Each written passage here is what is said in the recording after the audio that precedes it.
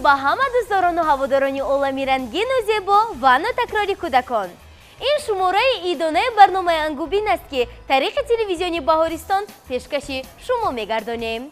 چون آنها در هر یک برنامه سوی ما را استعدادی فوق‌العاده نورسه روشن می‌نمود، ولی عین زمان طوری که ما در اینجا قرار داریم سراسر روشن و پرجلاست. ما تهیه‌گرانی سلسله برنامه انگوبین تصمیم گرفتیم که در جنبست سال میلادی برنامه‌مان را با اشتراک والدان و نزدیکان قهرمانان که طول سال 2018 در برنامه ما اشتراک نموده بودند برگزار گردانیم و برای عملی نمودن این نقشه با ما مرکز دلخوشی کودکانه ماداگاسکار مساعدت نمود. این مرکز در خیابان عینی در مغازه پیکر واقع گردیده است که برای ثبت برنامه ایدانه ما خیلی موافق می باشد و با شما ما تنها توصیه می دهیم که برنامه ما را همراه باشید و از رقص و بازی، سرود و موسیقی و شعرها و چیستانهای اشتراکچیان ما برخوردار گردید. عین زمان ما 2 نفر اشتراکچی خردسال برنامه را به نزد خود دعوت می کنیم. پذیرا باشید.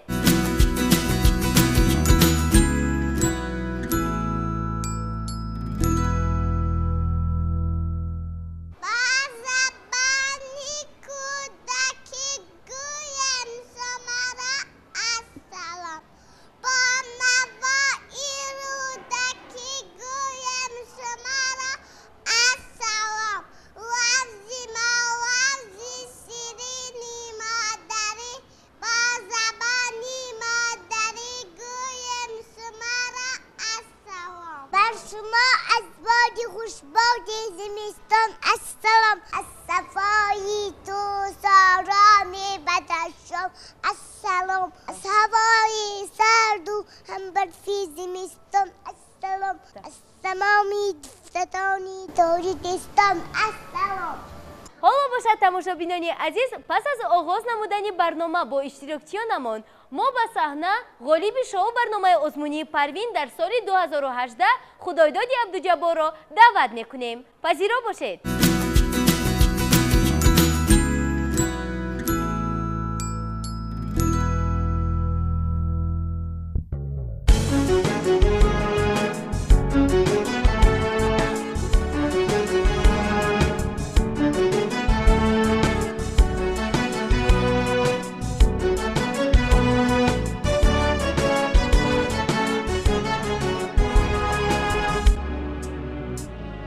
کیست آن کند سپر سینه پر از محبتش؟ کیست آن کند ظفر در نبرد دشمنان ملتش؟ آن که جان به کف گرفته تن به تن بر عدو ستیزد و به جان اهل من، آن که صبح و شام کشیدن از مصاف خواند و قصیده و ترانه وطن. کیست سر سپرده وطن؟ من و تویم آن که دوست دارد این چمن، من و تویم کیست سر سپرده وطن؟ من و تویم آن که دوست دارد این چمن، من و تویم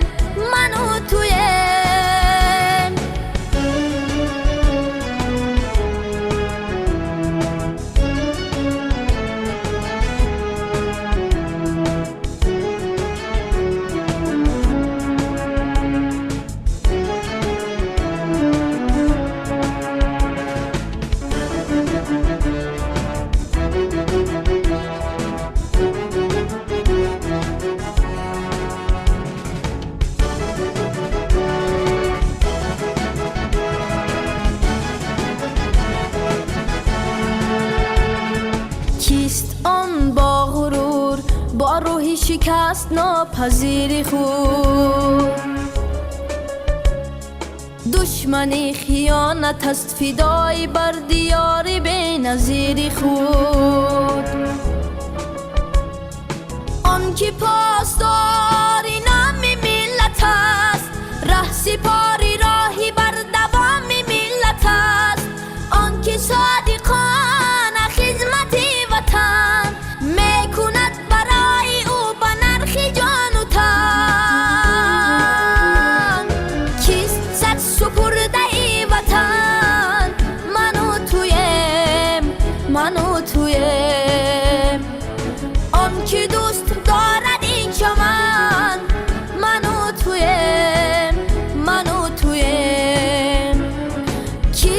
صد سپرده ای وطن من و تویم من و تویم آن که دوست دارد این چمن من و تویم من و تویم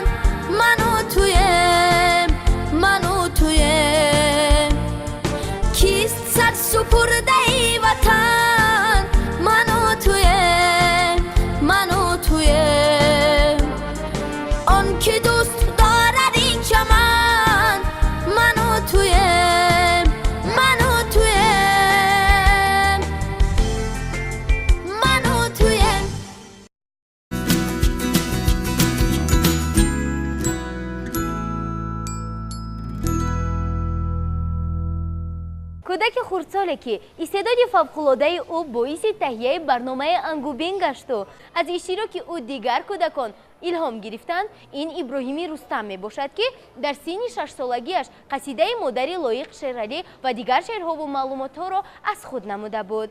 پس از چنده او ملکه و مهارت خود را تکمیل داد و به علم گئوگرافیا و زبانهای خارجی پرداخت و مراتب دوم در برنامه ما شرکت ورزید. مصطفی خردکک از برادر خود عبرت گرفته خواست در برنامه ما اشتراک نماید و برنامه او نیز خیلی جالب گشت. حالا باشد بیایید با والدان ابراهیم و مصطفی هم صحبت گشته میفهمیم که پس پرده چنین استعدادها چگونه زحمت ها نهفتند. سلام. سلام فراناز. با برنامه ما خوش آمدید. سلامت اوزه. میخواستیم دانیم که چی باعثی با همین گونه استعدادها رو آوردن فرزندان شما گشت؟ ابراهیم جان از سن 4-5 سالگی با خواندن شغل داشت. بسیار زیرک و دانا بود. ما این رو به نوبت گرفته خواستیم ابراهیم جان رو در یگان برنامه ثبت نماییم. ابراهیم جان این رو پر را به دوش خود گرفت، خواست که در برنامه اشتراک نماید و با از بر کردن شعر و سرود شاعران پرداخت. خیلی خوب. برای همه این رو از خود نمودن کی به او کمک میرساند؟ براستی من از سحر تا بیگاه در کارم و به مادرش سپارش میدادم که مادرش از پس ابراهیم جان بگذار نظارت کند تا که در آینده یگان بچه خوب شوند. شما چگونه فکر دارید؟ من حرکت میکردم ابراهیم جان شعرها رو از خود کند. خیلی خوب. آیا بار شده است که سرکشی کرده باشد؟ نه البته مکتب میرود همه میگن که این اشتراکچی برنامه انگوبینی ماست. خیلی خوب. باز چی باعث شد که دوباره برای انگوبین برگردد؟ ابراهیم جان وقتی که دیگر همسالانش را دید خواست که باز با از بر کردن زبانهای خارجی با 4 زبان حساب را ازیاد کرد. این چنین باز از شاعران کلاسیک معاصر تاجیک غزلهای بیشمار ازیاد کرد. عموما در تیاری بسیار خوب است. یگان بار با ما وزنی نیاورده است. چی سپارشی که میتیم از عهده سپارش میبرد. آیا نمیخواهد که مراتب سوم اشتراک کند؟ از بر کرده ایستاده است. باز ادامه داده ایستاده است. میخواهد در برنامه نوروزی باز یگان نویگری کنند. در خانه وقتی که با ابراهیم هم صحبت میشدیم مصطفی هم در برنامه انگوبین اشتراک کرد. خیلی خوب. ما در برنامه انگوبین شاهد هستیم که مصطفی جان شعر را درباره برنامه ما قرائت نموده بود. مؤلف این شعر کیست؟ من خودم. چرا ماست شما درباره برنامه ما شعر نویسید و نام هر یک تهیه‌گر برنامه را ذکر نمودید؟ برنامه زیبا است، برنامه پرمحتوا. من خواستم که یک برای زحمتی که این برادران میکشند در برنامه، من دیدم زحمتی بسیار خیلی وزنین. برای همین خواستم که برای خرسندی شما و تهیه‌گران برنامه شما یک شعر ایجاد نماید. تشکر زیاد. من گمان میکنم که ابراهیم جان امروز نیز با تیاری های خوب آمده است. همین طور نه ابراهیم جان؟ امروز هر دو هم تیاری نقص دیدن، میخواهند که این برنامه رو رنگین نمایند. خیلی خوب. مرحمت ابراهیم جان، شما چی گفتن میخواهید؟ میتوانید یگان مصرع و یا یگان متن رو پیشکش ما گردانید؟ مراسمی برفی یکی از عنعنه‌های باستانی مردمی تاجیک به شمار می‌رود که به مناسبت بازیدن برفی نخستین در آغاز فصل زمستان برگزار می‌گردد. کشاورزان در فصل تیر ماه پس از جمع‌آوری حاصل تا فرا رسیدن فصل زمستان زمین‌های کشتزاران را شویگار می‌نمودند تا که زمین بعد خود را دم گیرد و علف‌های بیگانه و حشرات‌های ضررآور نابود شود. بنابر این کشاورزان باریدن برفی اولین را استقبال می‌گرفتند و پیامی برفی انشا نموده آن را به یاد دوستان، خویشاوندان و نزدیکان می‌فرستادند. در نامه برفی نام شخصی که به او پیام می‌رسد باید صحیح باشد. صاحب خانه روزی باریدن برفی اول نامه را در کیسه پنهان می‌کرد و با به خانه یگان دوستش می‌رفت. در نامه برفی خواهش و طلب‌های شخصی نامبر با شوخی‌های عجایب و شیرین گفتاری‌های دلنشین بیان می‌شدند. ذره ذره برف می‌بارد سفید، یک ضیافت از شما داریم امید. صندلی را گرم سازید از علو، شیر برنج و منتو آشی پلو، کلچه های کنجدین و خوبدار، سیب و انگوری دل افروز و انار، حافظی خوشخوان تنبور و دوتار، نیوغ یک جوره های بیغبار، چار مغز و توت مویزی سایگی، بحری ما تیار کن از جورگی. بعد شخصی پیامبر صاحبی خانه را از آوردن نامه آگاه کرده می‌گریخت. صاحبان خانه از پس آن کس می‌دویدند. اگر او به دست صاحب خانه نیفتد طلب‌هایش را اجرا می‌کردند و اگر او دور گریخته نتواند و به دست صاحب خانه افتد طلبی کرده‌اش را خودش اجرا می‌کند. برف می‌بارد به فرمان خدا، برفی نو از ما و برفی از شما، گر بگیرید این جوانی رفته را، دست و پایش بسته و رویش سیاه، گر نگیرید این جوانی رفته را، می شود بزمی کلام بار شما. مراسمی برفی را مردم تاجیک چون عنعنه و بازی دلخوش کننده تا حال می‌گذرانند. فصل زمستان آمد، برفی درخشان آمد، برایتان بچه‌ها تفسد بازی خنده ها، چه خوش باریده است برف نقره بر این هر طرف، ما در هر سو میتازیم از برف آدم میسازیم. آفرین به شما. مصطفی جان، شما چی آماده نمودید؟ من سرود سالنوی و درباره برف تیار نمودم. مرحمت. Встречаем, сегодня Новый год. У елки начинаем, все ли хоровод. Как весело, огни кругом горят, звездочки и шарики на елочке блестят. Над самой макушкой огромная звезда, и Дед Мороз с игрушками уже пришел сюда. برفی فراوان بارید، برفی درخشان بارید، به دشت و صحرا نگر، لباسشان شد دیگر. شد باغ میدان سفید، دار و درختان سفید، برفی کلان مرحبا، نقره افشان مرحبا. در فصل زمستان برف‌ریزهای نازک درخشان بر روی زمین و بالای درختان و با میخانه‌ها می‌ریزند و می‌ریزند. برف از ذره‌های یخ کرده آب به وجود آمده است. آنها نیز مثل باران از ابر میبارند، اما شکل برف و باران مانند نیست. باران از دانه‌های خرد و کلانی آب، برف باشد از یخبارهای طلوع که به هم چسبیده عبارتند. اگر شما دانه برف را از نزدیک مشاهده کنید می‌بینید که آن شکل‌های نهایت زیبا دارد و وستارچه 5 یا 6 گوشه مانند است. آفرین به شما. اینجا یک نفر دیگر هم نشسته است. مصطفی جان، این کس اپای شما میشوند. آیا شما یگان شعر نمیدونید؟ میدونید؟ میخواید اون رو در برنامه ما قرائت نمایید تا اینکه همه شما رو طریق تلویزیون تماشا کنند. بله. مرحمت. در عید ارچه من شعر خواندم، در رقص بازی عقیب نماندم، به من چپک زد بابا برفی، بگفت آفرین بچه شیرین. خیلی خوب، احسن به شما.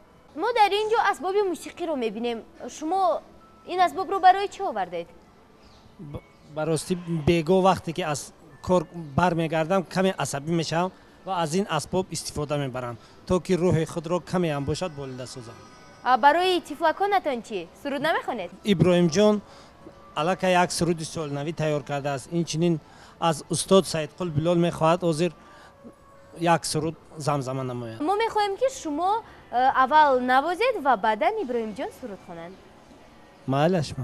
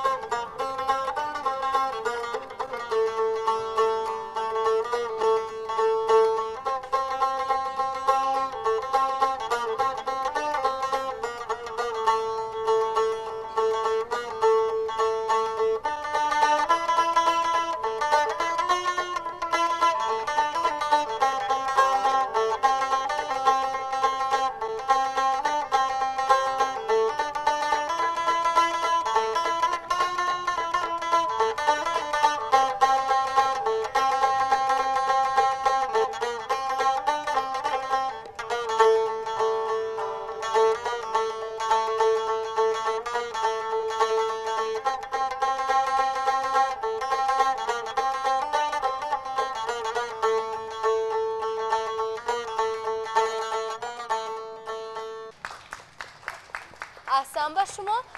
و این زمان تماشابینان عزیز، ما ابراهیم جان رو به صحنه دعوت میکنیم و سرود زیرنشینی او را گوش میکنیم. با ما باشید. مرحمت ابراهیم جان.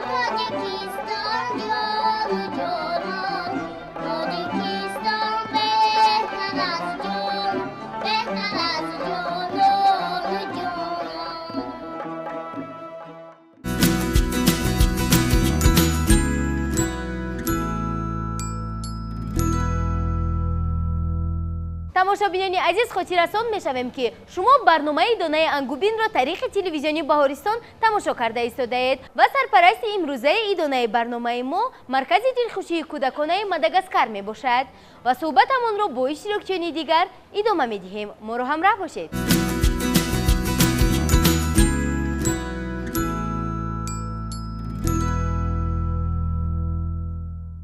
писараки хурдакаке ки ба барномаи ангубин бо ҳамроҳи модараш омада буд аз суҳбат бо мо меҳаросид ва баъзан гирья низ мекард, вале бо гузашти вақт ӯ бо ман унс гирифт ва ба барномаи мо ҳусни хосаеро зам намуд, зеро ӯ шоҳномаи безаволи устод Абулқосим Фирдавсиро медонисту дар бораи ҳама чиз маълумоти мукаммал дошт. ҳоло бошад ӯ бо ҳама як асту хеле писараки кушодадил аст ва гирья низ намекунад. ҳамаи ин суханҳо ба Ганҷалов Шоҳинҷон тааллуқ доранд. хуб биёед бо оилаи Шоҳинҷон шинос шуда суҳбат мекунем. салом мегӯем ба шумо. салом. худро муаррифӣ мекардед? мо имрӯз аҳли оила ба барнома омадем. Падари Шоҳинҷон Қурбоналӣ, ман модараш ва додараки хурди ӯ Иброҳимҷон якҷоя ба барномаи солнавии Ангубин омадем, то ки бо иштирокчиёни дигар як бор дигар аз наздик шинос шавем ва писари ман ҳам то андозае баромади худро дар инҷо карда бошад. хеле хуб. пеш аз иштирок дар барномаи Ангубин, чун ҳама шоҳид ҳастанд ки Шоҳинҷон шоҳномаи Абулқосими Фирдавсиро медонад, ҳамин тавр не? Бале. хуб, омода шудан барои барнома душвор набуд? рости гап, аз тарафи Шоҳинҷон душворӣ барои азёд кардани шеърҳо, ғазалҳо ҳеҷ мушкилӣ надорад. аз хурдӣ ки худ таваҷҷӯҳ дошт ба хондани шеърҳо, аз бар кардани ғазалҳо ва гӯш кардани афсонаҳо, ҳамин хел мисли як кӯдаки ғайриоддӣ мехост бисёр чизҳоро аз худ кунад. махсусан ҳамин ҳикояҳои шоҳномаи Абулқосим Фирдавсӣ таваҷҷӯҳи ӯро бештар ҷалб мекард. ба қаҳрамонҳои ӯ худро монанд кардан мехост, махсусан бо Рустам Паҳлавон, бо Суҳроб. аммо чизи мушкилӣ дар он буд ки Шоҳинҷон бисёр як кӯдаки шармгин буд.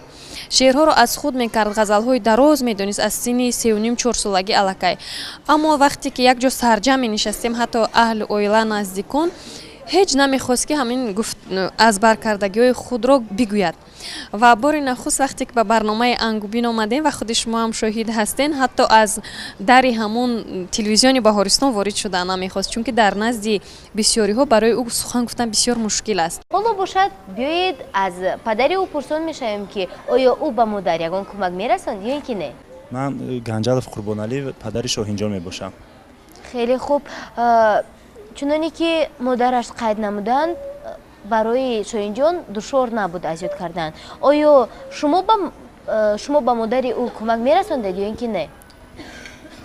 дар рафти зиндагӣ мо бо якдигар кӯмаки худро дариғ намедорем ва барои омода намудани фарзанди ояндаи фарзанди худам мо якҷоя кӯшиш мекунем ки дар оянда як шахси соҳиби истеъдоду бо муваффақ ба воя расад. дар тарбияи ин якдигарро дастгирӣ менамоем. оё маротибае шудааст ки Шоҳинҷон аз азёд намудани ҳамин шеърҳо ва ё ин ки матнҳо саркашӣ намуда бошад? давраи кӯдакӣ мебошад. баъзан ҳолатҳое мешавад ки бо бозӣ машғул шуданд. мо дар ин ҳолат мегузорем ки бигзор каме ҳам бошад бо бозӣ машғул шаваду ва баъдтар худро омода намудад аз бар намудани яъне маҷбур намекунем? маҷбур намекунем, барое ки то ҳол хеле ки ба шумо маълумат ҳоли синни 5 сол дорад. аз даври бозӣ кунӣ ин кӯдак мебошад. аз ин лиҳоз хотираи худро ҷамъ намудан баъдан ба аз ёд кардани ягон ғазал ё ин ки хондани шоҳнома мо ба онҳо кӯмак мерасонем. пас аз барномаи Ангубин ростӣ хеле кушода шуд ва бисёр мехоҳад ки бо дар дигар барномаҳо иштирок кунаду ҳунари худро сайқал дода дар оянда як саҳми худро дар пешбурди ҷумҳурӣ гузорад. мо кӯшиш мекунем ки дар солҳои минбаъда бо ягон навигарии дигар барномаи Ангубин ё ки дигар барномаҳои телевизиони Баҳористон омода намоем. хеле хуб. хуб Шоҳинҷон, ту худ чӣ фикр дорӣ? оё ту дар бораи фасли сармо, дар бораи соли нави милодӣ ягон шеър аз ёд намудаӣ? тайёриҳоят хубанд? пас мо туро гӯш мекунем. марҳамат. برف باریده و برف بارید ذره هایش مروارید شده است تو کوه و صحرا از برف تماما سفید تیر اما هر کی سر سخت شد از خونوکی کرخ مانده هم از زیر برف کوچه و دال و درخت تیر ماهی بیمدار در زیر برفی بسیار وقت خوابید بر جایش زمستان شد نابدار. خیلی خوب. شاهین جان، آیا تو درباره دستاوردها این سال 2018 به ما معلومات دادن نمیخواهی؟ بله. مرحمت. سال 2018 برای مردم تاجیک سال فراموش نشونده بود. شده به استفاده دادن یک رگت اول نابلاغون حوزه‌های چندین ساله تاجیکان عملی نمود. در سروش صحی و هنرهای مردمی چندین باغ‌ها مخصوصاً باغ زیبا برای ما کودکان شده شد. خیلی خوب سر شدیم. در سال 2018 مناسبت دو دولت همسایه و دوست تاجیکستان و ازبکستان برقرار گردید. در این سال 10 ساله بین‌المللی آب برای رشد استوار آغاز گردید.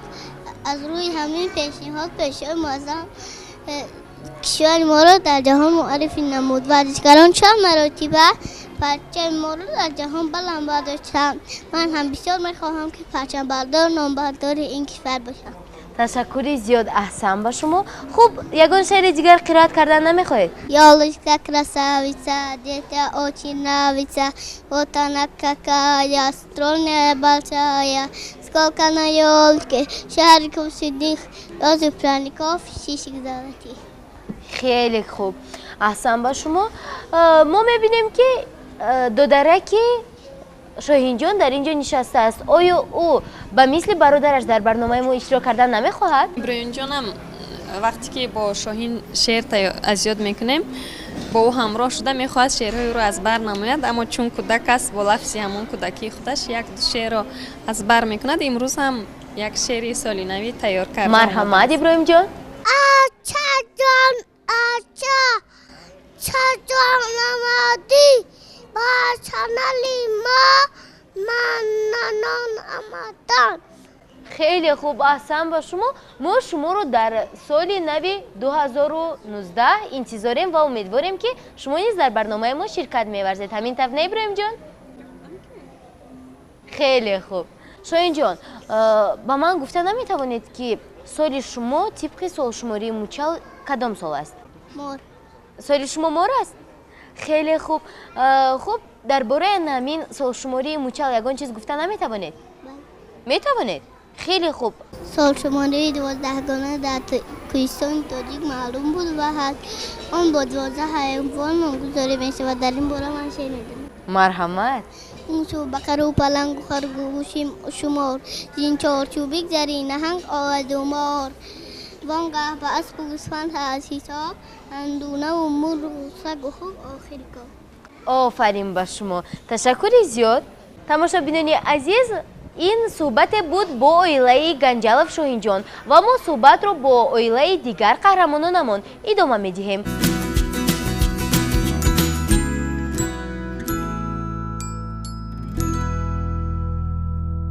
نفری که با زیرکی و کنجکاوی خود همگان را در حیرت گذاشته بود و شعرهای زیاد نه تنها با زبان تاجیکی بلکه با زبانهای روسی و انگلیسی نیز میدانست و با این زبانها آزادانه صحبت میکرد، این ناصیر و نازیه بانو میباشد که خیلی هم دخترک نغمه‌گر است و ایما و اشاره زیبا دارد.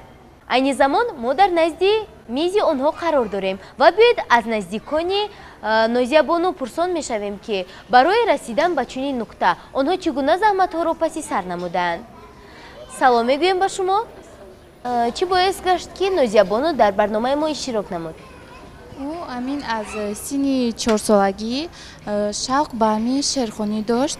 شعر از یاد میکرد و یکمین شعری که او از یاد کرده بود این شعر ساموئیل یاکوویچ مارشاک میباشد که او زاپارک اوزویری بود. همین رو از یاد میکرد و بعد باز دیگر شعرها رو نیز از یاد میکرد. پس از اشتراک در برنامه انگوبین او چگونه پیشروی ها دارد؟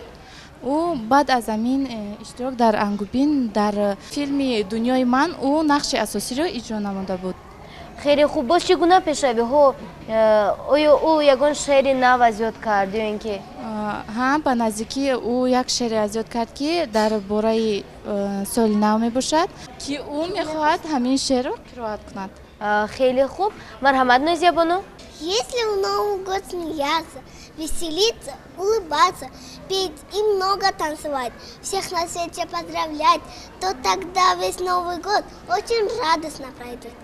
خیلی خوب باز یکون شعر دیگر میدونید؟ Бали. مرحمت. С Новым годом мама с папой, близкие, учителя. С Новым годом Дед Мороз наш, и соседи, и друзья. خیلی خوب. نوزیا بانو من میخواستم از شما پرسم که پس از اشتراک در برنامه انگوبین آیا یگان مراتب شما رو در یگان جا شناختند گفتند که نوین دخترک در برنامه انگوبین اشتراک کرده است؟ بله. در کجا؟ همسایه‌ام. همسایه هایتون؟ بله. خیلی خوب. غیر از همسایه های دیگر کسی نمیشناسد؟ میشناسم. کی؟ همکارای مادرم. یعنی همکارای مادرتون ها؟ بله. خیلی خوب. آیا شما از این چیز خرسند میشوید یا نه؟ بله. خرسند میشوید ها؟ نمیخواهید مراتب دوم در برنامه ما اشتراک کنید؟ میخواهم. میخواهید؟ پس با شما توصیه میدیم که ملکه مهارت خود را باز هم تکمیل دهید ها؟ بله. نوزیا بانو خوب پس از برنامه انگوبین پس از اشتراک در برنامه ما چگونه تاثیرات ها دارید؟ سال 2018 برای من سال با قرار بود. بعد از اشتراک در برنامه انگوبین مرا برای نقش آفرینی در فیلم دنیا انتخاب نمودند. من در فیلم نقش اساسی را بازیدم. فیلم ما در کینوفستیوال دیدار اشتراک کرد. من از کارمندان تلویزیون بهارستان منت دارم. از برنامه انگوبین دوستانی زیاد پیدا کردم. دانش و شوقم به کتابخوانی زیادتر شد. رحمت به تلویزیون بهارستان. تشکر زیاد با شما برای چنین زیرکی و هوشیاری. شاهنازه بانو ما شما رو علاقه میشناسیم زیرا شما در بیشتر ثبت‌های برنامه با همراه نوزیا بانو می اومدید و با او کمک می رسوندید. خوب می گفتید که یگان مراتب نوزیا بانو سرکشی میکرد از یاد نمودن انمی شعرها یا اینکه متنها؟ فقط راستش رو گفت. نه سرکشی نمیکرد.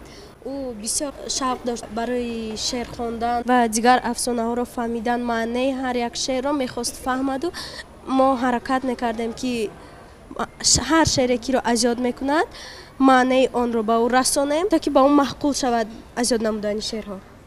خیلی خوب. این بود صحبت با اویلای ناصر و نوزیا بانو که خیلی هم دختری نغمه‌گر است. حالا باشد صحبت رو با دیگر اشتراکچیان ادامه میدهیم.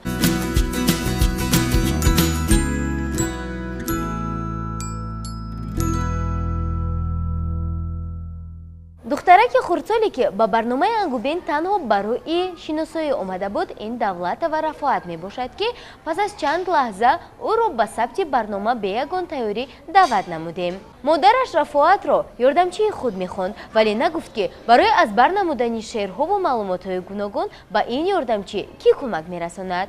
این زمان فرصت مناسب است برای از این چیز باخبر شدن. سلام، خود را معرفی کنید. من مدیر دولت و رفاهت. همین دختره که ما برنامه انگوبین را تماشا کرده خیلی میخواست که در برنامه انگوبین اشتراک کند. یک روز آمده با بابایش پرسان شد که بابا ما درم تلویزیون خیلی اشتراک کنم و بابایش روان کرد. ما شعرهای بسیار نشان دادیم به رفاهت. تیاری دیده آمد به بهارستان و شعرگویی کرده. سوال جواب داد، جواب گرداند. خویشاوندان چی فکر داشتن درباره اشتراک رفاهت در برنامه؟ خویشاوندان، نزدیکان و همسایه ها رفاهت را دیده خیلی خوشحال می شدند که رفاهت را ما در تلویزیون دیدیم و خیلی دخترکی با سواد و دخترکی با معرفت شده است. خیلی خوب. باری هم شده است که او سرکشی کرده باشد؟ نه. رفاهت با برنامه ما با چی دستاویزی اومده؟ درباره سال نو. درباره سال نو شرکت کرده؟ بله. مرحمت. برفی بابا شبانه برآمده از خانه، پوستینش را بیفشان دعای نیکش را خواند. برفی لک لک بارید همه جا شد سفید، گفتا او شد زمستان شادی کنید بچگان. خط نوشت به بچگان در این شبی زمستان، امشب سالی نو آید به هر خانه در آید. در ساعتی 24 مرا شب انتظار، پیش شما می آیم با توفا می آیم. چون سالی نو بیامد ناگاه زی در آمد، بابا با بچه ها شد توفایش را بداد. خیلی خوب. این پسرک خردکه که اینجا نشسته است برافت کی می شود؟ دادرش می شود.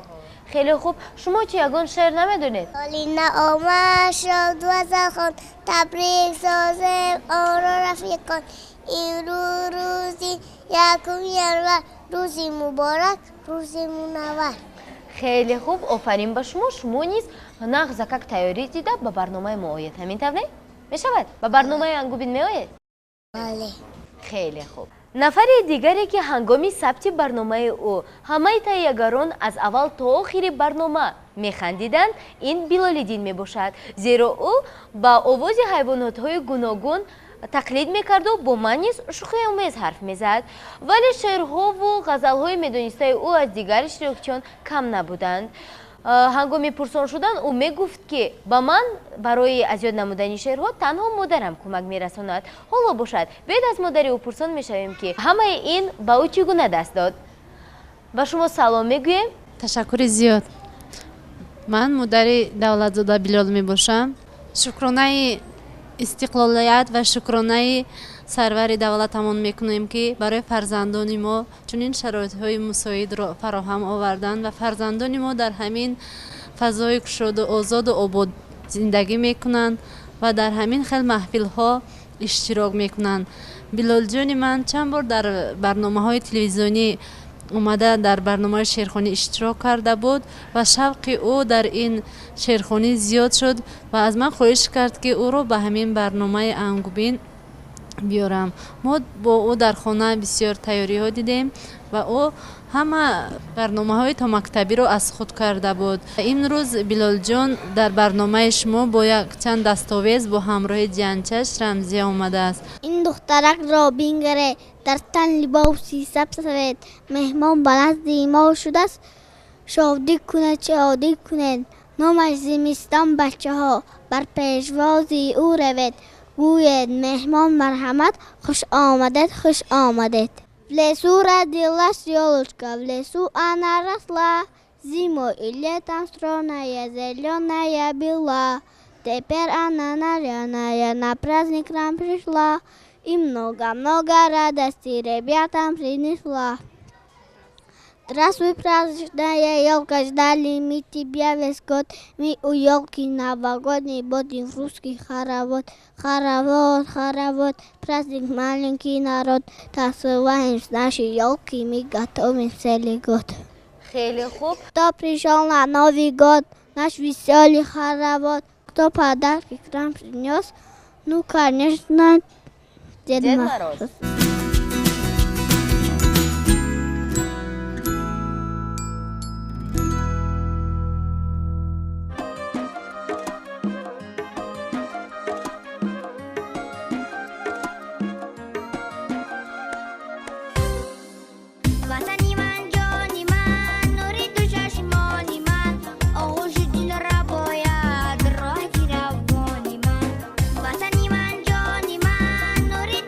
Money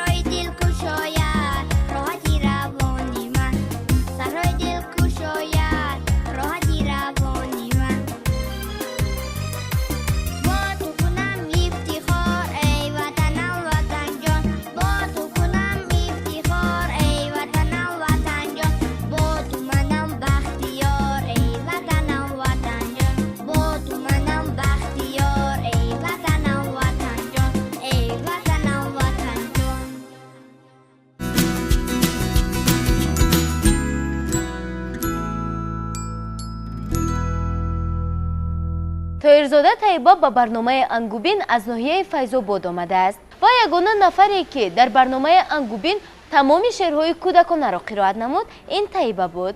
ҳоло бошад биёед суҳбатро бо аъзоёни оилаи таиба оғоз менамоем. ҳамаи ҳамин шеърҳоро кӣ ба таиба меомӯхт? ин барои суд кардани ин шеърҳо мураббияш ёрдам кардааст. ин заҳматҳои мураббияш аст. яъне ӯ ба боғча меравад? ба боғча меравад. ин ҳамаро дар боғча аз худ кардааст. яъне шумо ба ӯ ҳеҷ кӯмаке нарасондаед? албатта мо ҳам кӯмак мерасонем. вақте дар хона омад мепурсем ва ба ӯ машқ мекунему. ин бисёри ин шеърҳо ҳамаш аз боғча аст. хеле хуб. оё боре шудааст ки аз дасти ана ҳамин шеър азёд кардану дилгир шуда бошад ва гуфта бошад ки ман ба боғча намеравам? не, ин хеле боғчаашро дӯст медорад. ҳатто рӯзи истироҳатиаш ҳам мехоҳад ки боғча равад. хеле хуб. барое ки дар хона аст, бисёр дар хона таиба шерхон агар аз хоҳиш кунад телевизора тамошо кунед мега мебинед ма намехонад. хеле хуб. яъне ӯ аз иштироки худ дар барномаи ангубин хеле мефахрад? мефахрад. касе мехоҳад ки шеърҳои маро гӯш кардан гирад мега баҳористон амонед мебинед мара. пас аз иштироки таиба дар барномаи ангубин дигарон чӣ таассурот доранд? оё ӯро нафаре мешиносад? хешовандону наздикон чӣ фикр доранд? хешовандон занг задан ин таиба аст гуфта ҳама хурсанд шуданд. аз он ҷумла ин дар боғча бо ҳамсолони худаш бениҳоят хурсанд шуд. бисёре аз ҳамсолонаш дар боғча боз хостанд ки дар барномаи ангубин иштирок кунанд. ба мо гуфтанд ки ан ҳамон рӯзе ки барнома тариқи телевизион пахш карда шуд ан ҳамон рӯз таиба зодрӯз дошт. ин рост аст? албатта зодрӯзаш буд. ва ин буд тӯҳфае ба таиба аз номи телевизиони баҳористон. раҳмат. таибаҷон, шумо аз ин хурсанд шудед? бале. оё дугонаҳову дӯстонатон шуморо дар телевизион диданд, тамошо карданд? ба шумо чӣ гуфтанд баъд? гуфтанд ки мо туро дар телевизион дидем ва ту хурсанд шудӣ? хеле хуб. оё дар барномаи донаи мо ягон шеър қироат кардан намехоҳӣ? мамаҷони сиринам, қанду асал балинам, шумо ба мо ягона нури чароғи хона, ба хонаи тағоям, ба дидани момоям, рафта саҳар модарам, ба хоҳару додарам. хеле хуб. шумо хоҳару додарак ҳам доред? офарин ба шумо. барои чӣ онҳоро ба телевизион наовардед, ба барномаи мо наовардед? мактаб дар апа.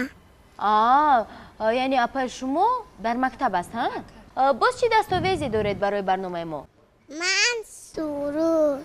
шумо суруд тайёр кардед?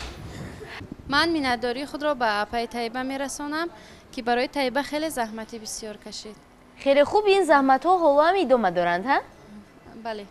ташаккури зиёд тамошобинони азиз. ҳарчанд аз иштироки таибабону дар барномаи ангубин ва барномаи имрӯза муддати тӯлонӣ нагузашта бошад ҳам ӯ барои барномаи мо суруди хеле дилнишинро омода намудааст ки айни замон якҷоя онро тамошо мекунем.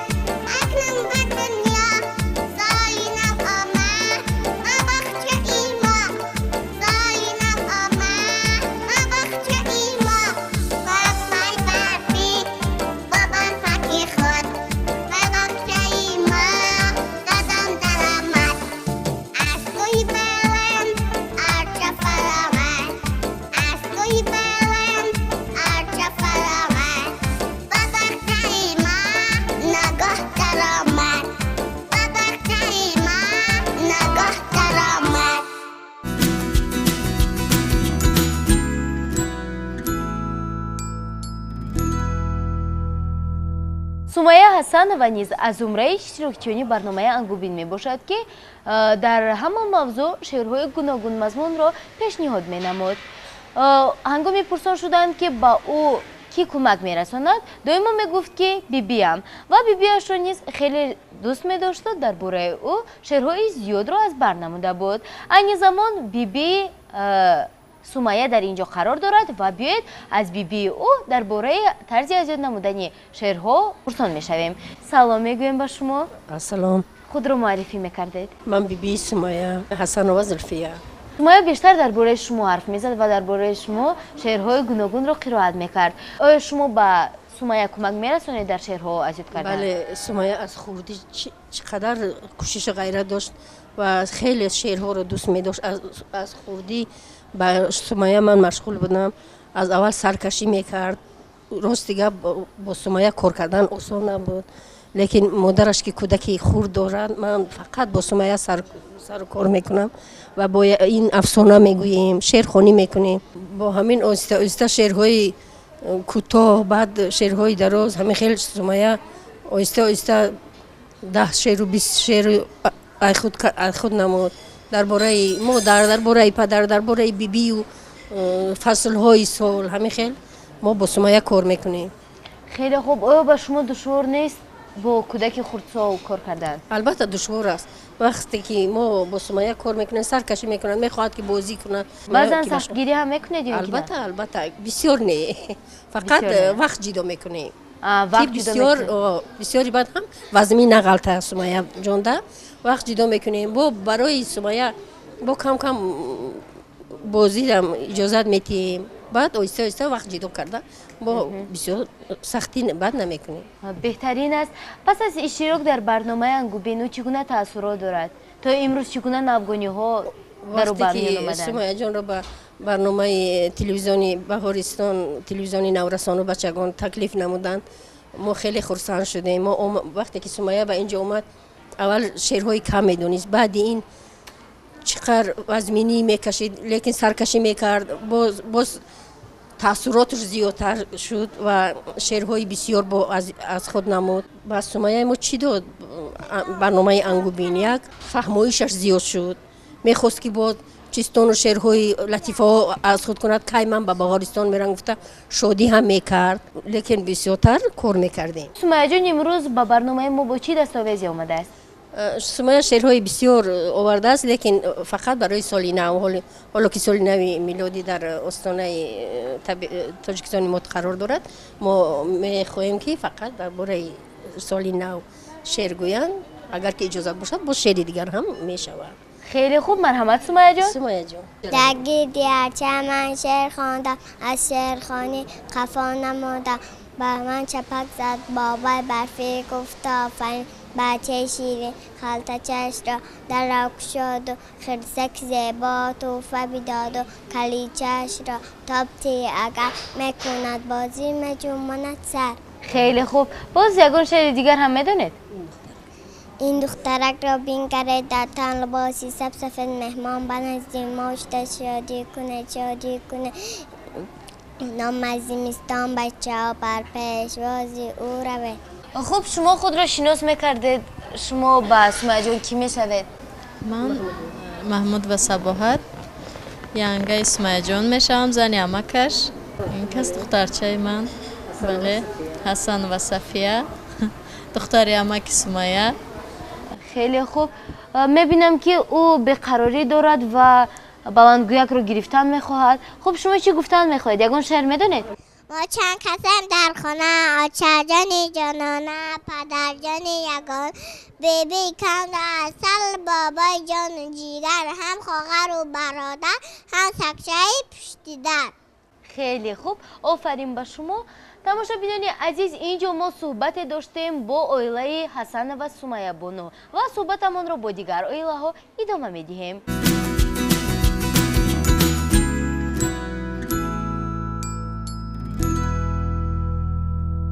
муҳаммадҷон, комрон ва фаррухи фирӯз ҳар се аз як оила дар барномаи мо иштирок намуданд ки барои муаррифии онҳо ҳоҷате нест, зеро онҳоро на танҳо аз шабакаи Баҳористон, балки аз дигар шабакаҳои телевизионӣ низ ҳамагон мешиносанд.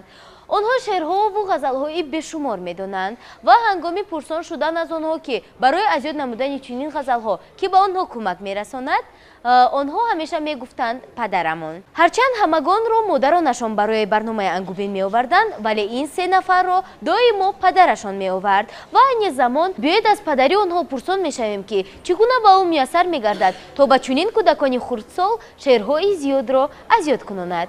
дар бораи заҳматҳои худ нақл мекардед. саломи худро ба тамоми тамошобинон, бинандагон ва дастандаркорани телевизиони Баҳористон мерасонам. ман бисёр хурсандам ки фарзандони ман рӯ ба шеърхонӣ, рӯ ба ғазалҳои бузург, ҳарчанд ба синни соли хурдиашон нигоҳ накарда ғазалҳои бузургро аз бар мекунанд ва ин мо волидайнро ин водор месозад ки масъулияти падару модарии худро бештару бештар эҳсос намоем ва барои ояндаи онҳо, барои ташаккули тафаккури зеҳнии онҳо шароити мусоид фароҳам биёрем.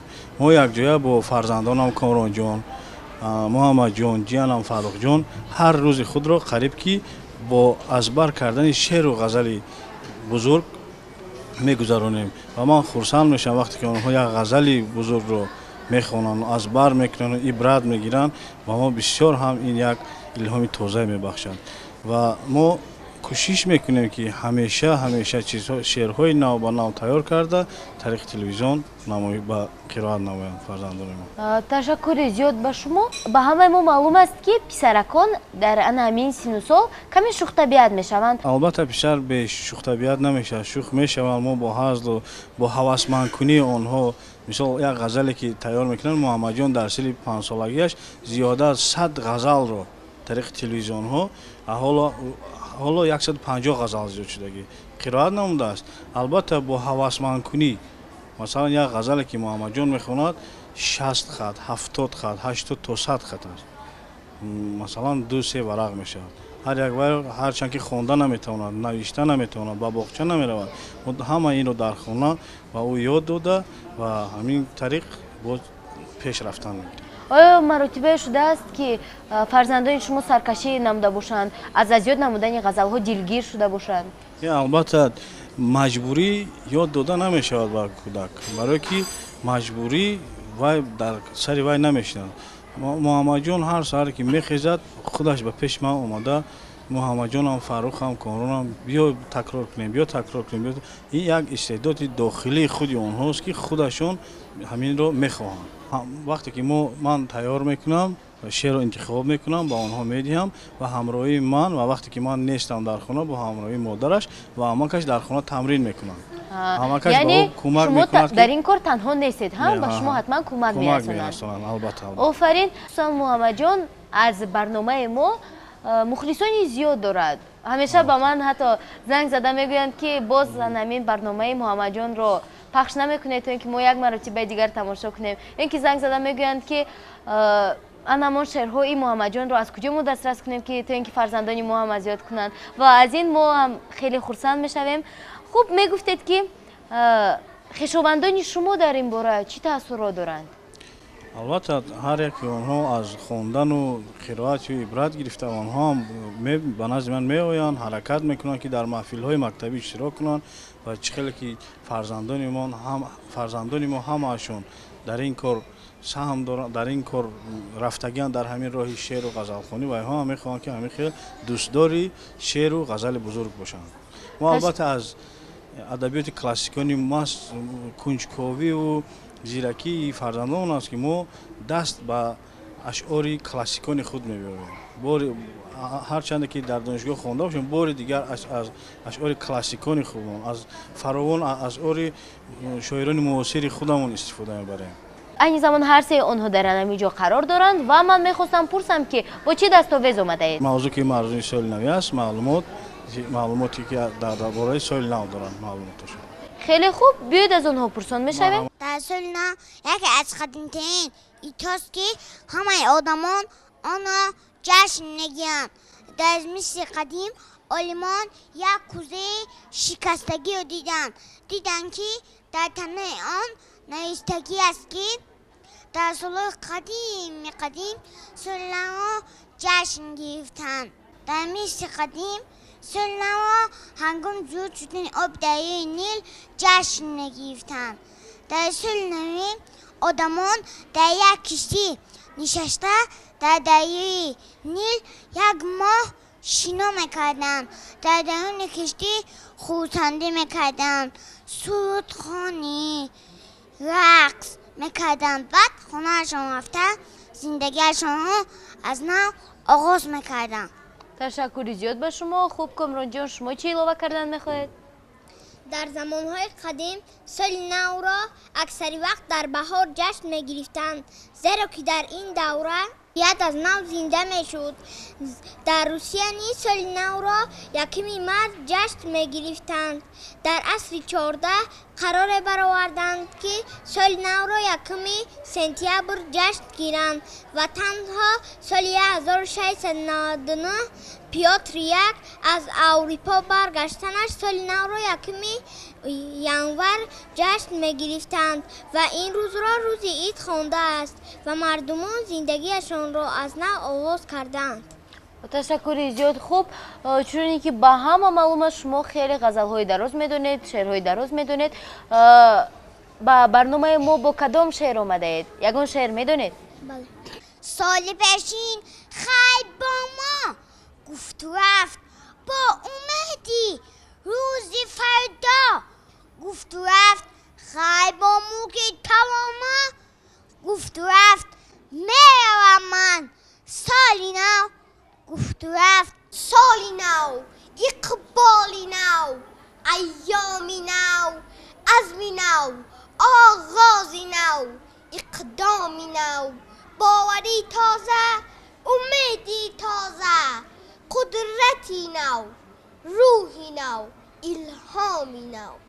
تشکر زیاد. خوب، کامران ادامه دهید. در زمین آثارها بگذاشته رفت، قصه و گفتارها بگذاشته رفت. از خودمش مو تا رنگین کند، زیب و زینت بارها بگذاشته رفت.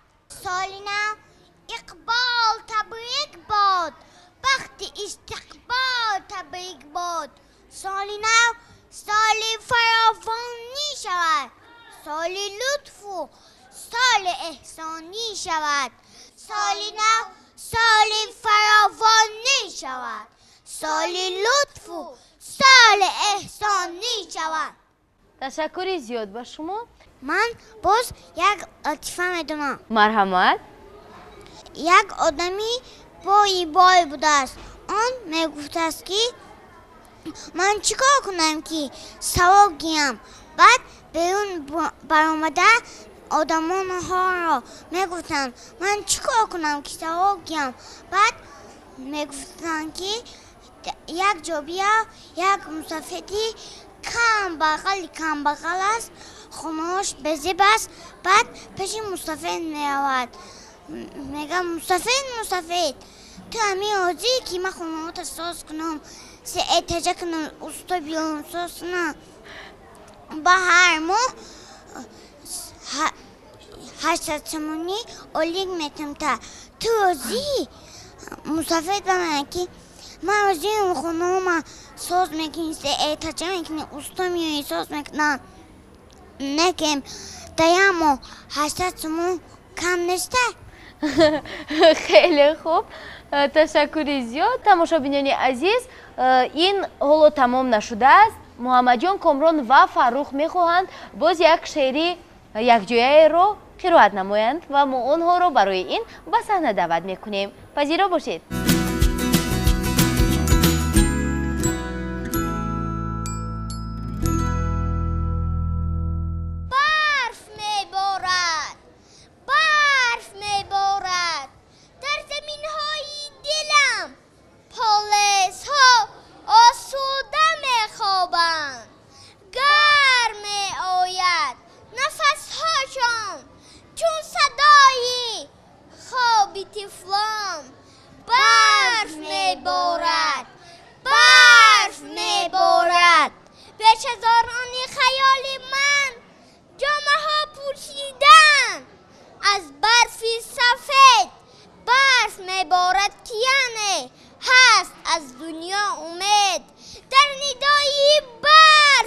میبارد هست رازی دوست ندارم در ندایی بس میبارد هست آهنگی نوازیش پیک آسایش هست یک خواهیش برف میبارد برف میبارد میشود دنیا سفید خانه ها و کوچه ها و آدمان از سفیدی تازه تر تا بر زمین و آسمان در ردیفی این سفیدی ها خنده آور می نماید دلسیاهی های انسان برف می بارد برف می بارد در طی این پرده رازه هست باز پیری آسمان کرده عالم را سفید دل سفیدی دارد از مردم امید دل سفیدی دارد از مردم امید برف می بارد برف می بارد بر بام و حولی ما برفی کلان میریزد آچه من از ایلک گویا که آرد میبیزد از نفدادایم آورد به خانه ما ارچه برفک به شاخه هایش بریده پرچه پرچه سر تا با پای ارچه بازیچه ها آویختیم از برفکی طلایی به شاخچه هاش ریختیم از چه سبزی کوهی آراسته گشت و زیبا خوش آمدی سالی نو بر وطنی دلکشا خوش آمدی سالی نو بر وطنی دلکشا بیبا ای برف بیبا ای برف دوتی زهارا کوب با مردم گوی که سال رفت چویاوی خوش جماله رفت بیبا ای برف بیبا ای برف با گوشه حلقه شو چون حرف من از تو میکنم خواهیش بیاود پیک آسایش بیبا ای برف بیبا ای برف که سال رفت و حالمون پیدا موقع کن رفتن درخته چون زعالمون بیبا ای برف بیبا ای برف بیبا رو با نسیمی خود بیزن بر راه ها جاروب زیروی راه آدم ها همه ناروشنی ها روب بیبا ای برف بیبا ای برف بیبا ای برف بیبا ای برف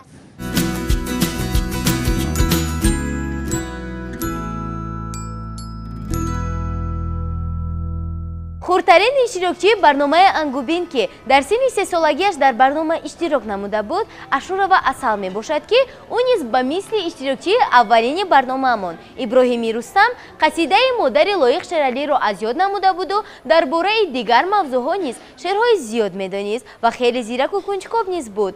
ҳангоми оғози барнома бо ҳамроҳии асал ман гумон доштам ки барномаи мо ҳамагӣ 10-15 дақиқа давом мекунад, вале суҳбати мо тӯл кашид. гоҳо бозӣ мекарду, гоҳо ҳубобчаҳо мебаровард.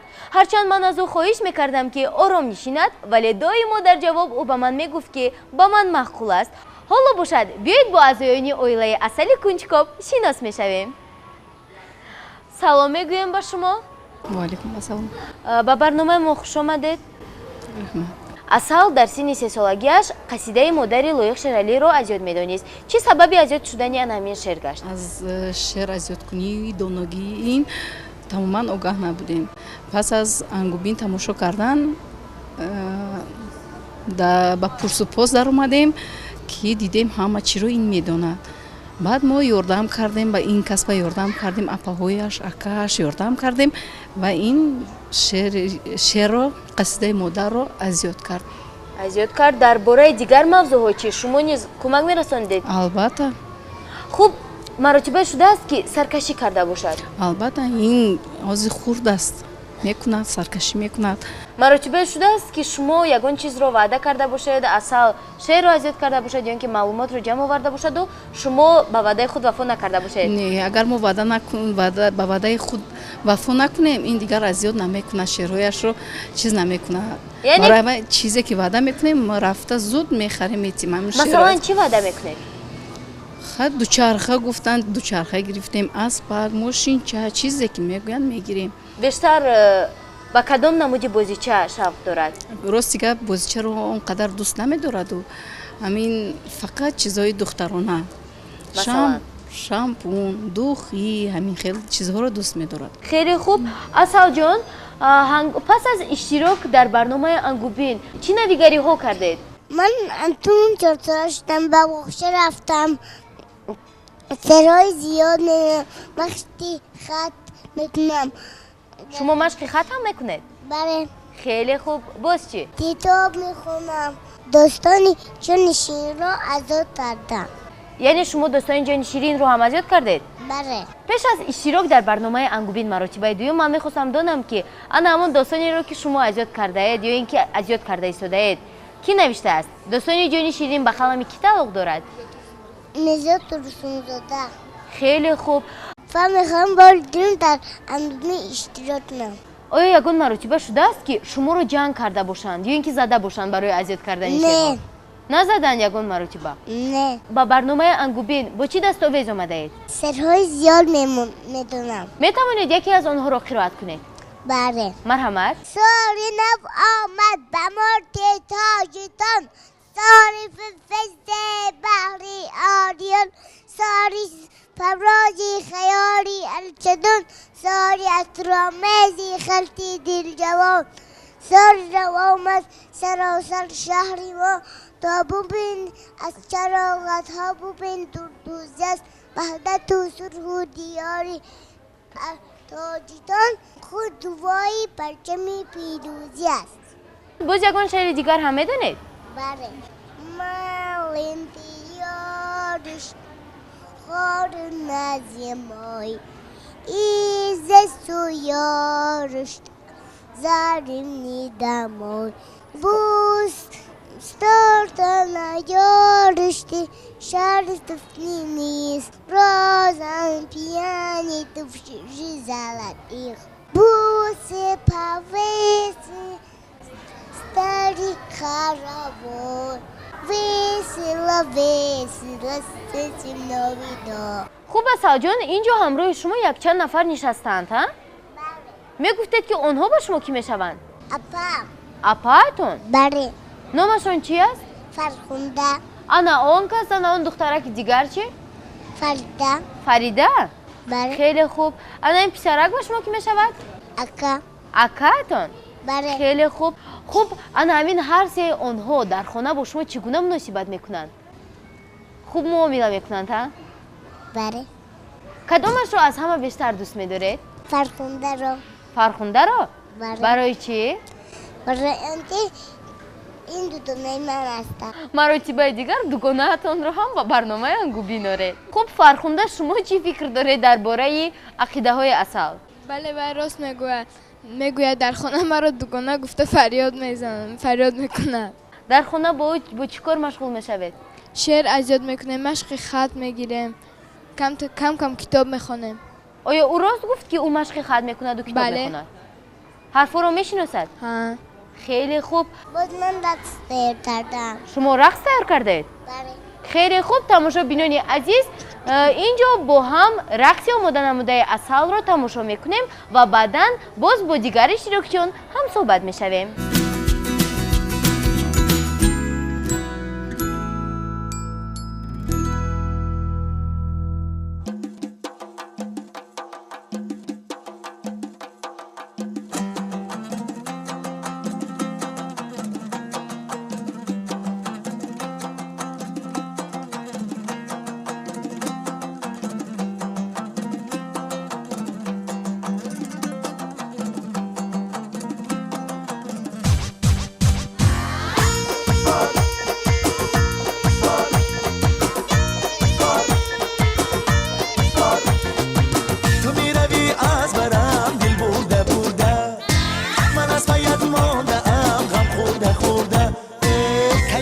رسی پیش من با دیل نوازی مردم از اجر تو ای نازی نازی خدا دیهد نازته ای نازی نازی خدا دیهد نازته ای نازی نازی دلی مرا بردگی بازی به بازی دلی مرا بردگی دختری کلابی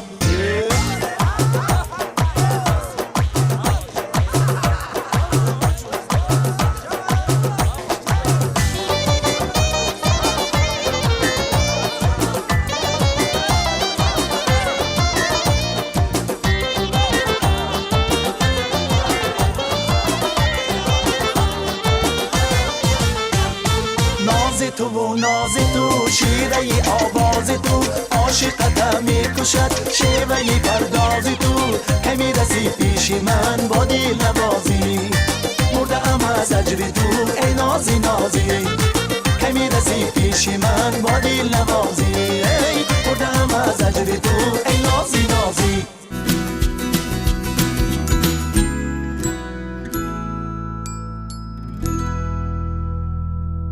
پسرک خیلی زیبا ولی جدیه که با مثل کلان سالان رفتار می نمود مرا واقعا هم در حیرت گذاشته بود زیرا او در سن 4 سالگی بغیر از توانستن خواندن و نوشتن اینچنین شعرهای زیاد می دانست. غیر از این در جای بی خود کارت کتابخانه ملی جمهوری تاجیکستان را می گرداند و حالا باشد بیایید با این پسرک عجایب شناس می شویم. با شما سلام می گویم. شما با برنامه ما خوش آمدید. می گفتید که چی باعثی در برنامه انگوبین اشتراک کردن اسماعیل جان گشت؟ خواست که در این برنامه انگوبین اشتراک کنه. یعنی برنامه های ما را تماشا میکرد و خواست در برنامه ما اشتراک کنه. خیلی خوب. او برای از یاد نمودن شعرها سرکشی نمیکرد؟ بله سرکشی میکرد. یکم چی وعده میکردیم بود دوام داد خوندن رو. او رو سرزنش نمیکرده؟ نه. او چی یگان نویگری به میان آورده است یگان چیزی نه؟ پس ختم کتاب الفبا و خواندن کتاب زبان مادری مشغول است. کتاب زبان مادری رو میخواند. کودکان در سن 7 سالگی یعنی در صنف یکمیشان به این چیز آغاز می نمایند ولی سن او تا حال به مکتب نرسیده هستند؟ نه.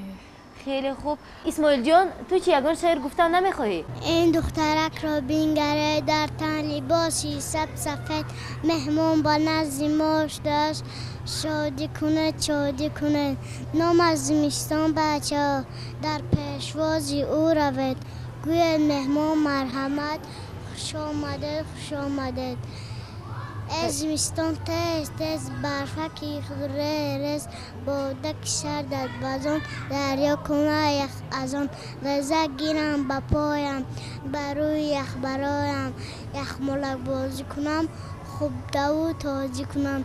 تشکری زیاد. خب انا این نفران گلدخترانی که در اینجا حاضر هستند آنها با تو کی میشوند؟ اپاهایت؟ کدامش رو بسیار تر دوست می‌داری؟ نام او چیست؟ دلنازه. خیلی خوب. شما چی فکر دارید؟ بعد از اشتراک کردن در برنامه انگوبین دادرچه من شوق و رغبتش به خواندن زیادتر گردید و عین حال بعد از ختم کتاب الفبا کتاب زبان به خواندن کتاب زبان مادری شروع کرده است و می‌خواهد بار دوم در برنامه انگوبین اشتراک کند. تشکر زیاد با شما اسماعیل جان موفقیت ها رو آرزومندیم. خوب ما شما رو در دور دومی برنامه انگوبین انتظار هستیم. نام شما چیست؟ شکرانه بانو. شما یه شعر گفتن نمیخواهید؟ میخواهم. مرحمت. آمد ماهی دکبر با زمستان یک باره بر تن لباسی برفین تگمه هایش یک باره استم بدر کردن جامعه زرینشان جامعه نقرگینه پوشیده درختان آبی جای بوته سر تا سر یخ بسته اند تاری آنها میپرند مکتب خانانی خورسند. یک توی دیگر با زبان روسی. مرحمت. Праздник, как мы ради, наконец-то ты пришел. Раз, два, Новый год, раз, два, Дед Мороз. تشکر زیاد. آفرین با شما. تماشابینان عزیز صحبتمان رو با دیگر اشتراکچی ادامه میدیم. ما رو همراه باشید.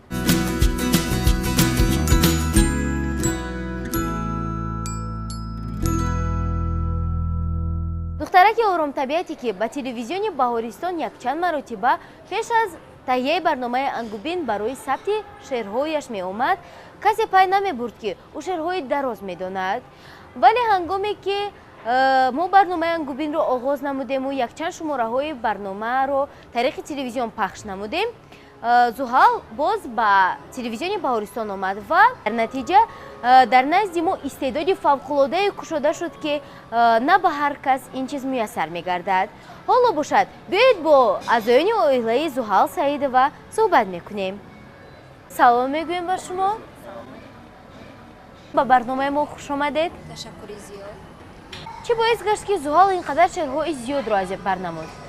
زحال بانو از سن 2 سالگی به خواندن و از برنمودن شعرها و غزلیات دوردراز شوق و رغبتی زیاد داشت. وقتی که او به سن 3 سالگی میرسد، او تمام خواندن و نوشتن را از بر مینماید و همه کارهای زحال بانو مادرش به او کمک میرسانید. روز او از آینه نیلگون برنامه‌های را تماشا میکند که در آن کودکان و نورسان شرکت می‌ورزند. زحال بانو از مادرش خواهش می‌نماید که زحال را به یکی از برنامه‌های تلویزیونی بهارستان ببرد.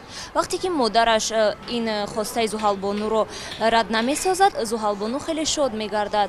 زحال بانو در چندین برآمدهایی که در مؤسسه‌های تعلیمی واقع می‌گردیدند رفته اشتراک می‌کرد. عین حال زحال بانو کتاب ادبیاتی را که صنف‌های پنجم آن را می‌خوانند، زحال بانو آن را در عین حال مطالعه می‌کند.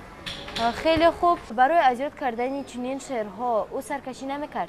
نه، زحال بانو از مادرش خواهش می‌کرد که با او کمک نماید که شعرهای گوناگون و غزلیات را از بر نماید. او سرکشی نمی‌کند. خب شما چه کمک نمی‌کردید؟ من به زحال بانو همچون خالای او کمک می‌رسانیدم. او از من برای دریافت نمودن شعرهای گوناگون کمک می‌پرسید. من باشم با او شعرهای نغز و با مضمون را برای او تهیه می‌کردم. خیلی خوب، تشکر زیاد. زحال بانو خود چی فکر دارد؟ چگونه شعرها را از یاد نموده است؟ سالی نوی ملودی در دشت و کوه و وادی پرتفشان آمدی تو نوعیان آمدی زمستان از سرد و سخت آفتابک قهر کرد و رفت زمستان حکم فرما شد برف بازی ها احیا شد در کوچه ها غوغا شد زاغی علا پیدا شد. خیلی خوب. باز یکان شعر دیگر هم میدونید؟ درباره زمستان. مرحمت. آمد فصلی زمستان برف بارید هر زمان بابای برفی آمد با سیب و با قروتش بابا ما رو خرسند کرد از سالی نو خبر کرد بابا سفید پوش است ریش و بروتش از یخ بابا رو خانه بردیم از اون نشان نیافتیم معلوم که بابا آب شد یا کفکی آب شد. خیلی خوب، تشکر زیاد. باز یکان شعر دیگر هم میدونید؟ بله، درباره ارچه معلومات. یعنی شما درباره ارچه معلومات دادن میخواهید؟ بله. مرحمت. ارچه رستنی همیشه سبزوده و صنف سوسنبرگان داخل می شود. خلهای آن اساساً درخت یا متشکل بعضا خوب رونده می شوند. شکلهای درختی آن 10-12 متر و حتی 20-30 متر به بالا قد می کشند. در تاجیکستان 4 نمود ارچه وجود دارد: خربوز یا ارچه ترکستانی، مهیبوز یا ارچه زرفشانی. ارچه درختی روشنایی دوست می باشد. در خشکی و در خنکی تاب‌آور است. ارچه درختی دراز عمر بوده، حتی در سن سال 800,000 سالگی در آن نوده‌های جوان پیدا شده می تواند. درخت ارچه تیرشه بوده، نهایت سوس می سبزد. برای قد کشیدن 3-5 متر با او 100-120 سال لازم می شود. تخم ارچه بلوچ تخمان داخل می شود. تخمش در جلغوزه جایگیر است. در فصل تیر ماه تخم‌های ارچه به زمین پاش خورده به واسطه شمال حیوانات پهن می شوند. اگر تخم از جلغوزه نافتد سبزیش آن به عمل نمی آید. ارچه های تاجیکستانی ما در حرارت نهایت پس 30 گرادوس و در گرمی 40 گرادوس تاب‌آورند. خیلی خوب، تشکر زیاد. خوب، این دختره کیست؟ خواهرم. خواهرتون؟ نام شما چیست؟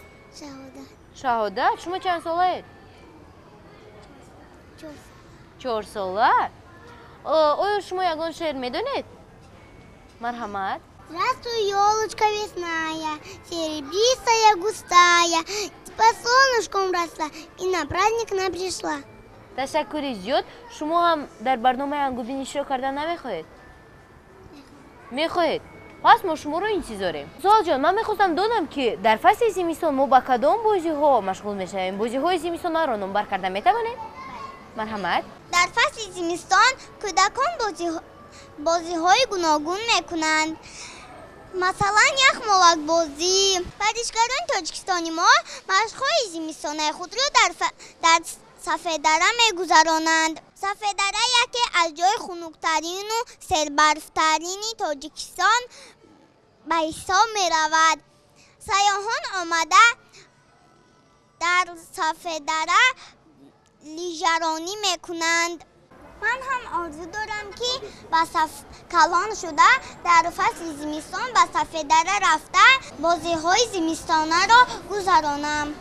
خیلی خوب. ما امیدواریم که این آرزوی شما حتما عملی میگردد. تماشاچیان عزیز، این بود صحبت با الهه زحل سعیدова.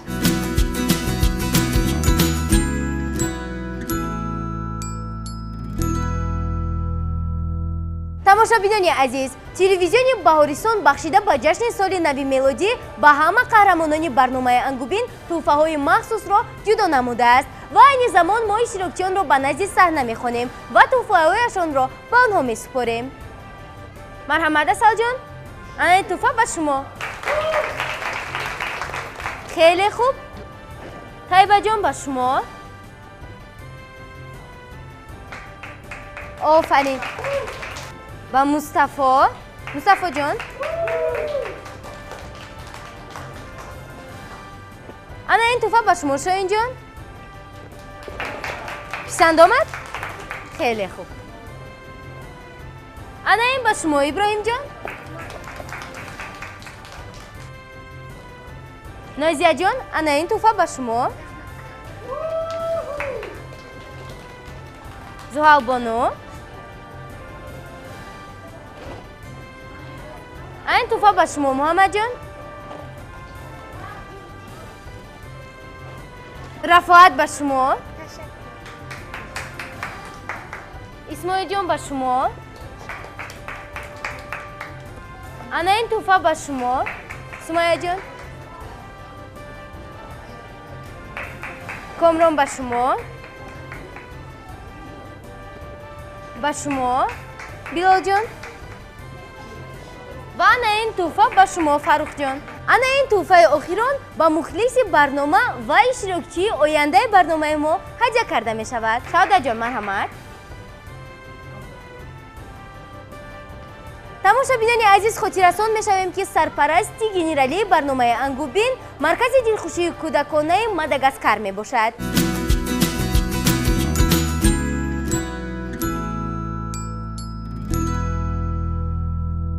خورشید خواه چون در سعی ماست تاجی سعی ما خود از فی ماست خورشید دیگر در پیکه ماست ما از تبایی فیزادگانیم ما تاجیکانیم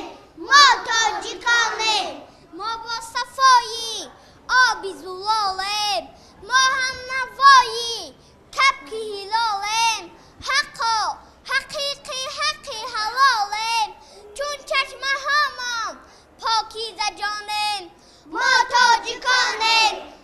تاجیکانیم در سرزمینی پاکی بیشتی رو مانده خاکی بیشتی با سرفدایی با سرنوشته ما صاحبانی گنجی نهانیم ما تاجیکانیم و تماشاچیان عزیز در همین جا ما نیز با شما خیر و خوش میکنیم. تمنای آن را داریم که زندگی شما به مثل حیات کودکان رنگین و گوارا و افسانه‌ای باشد. تا دیدار نوبتی در برنامه انگوبین. خیر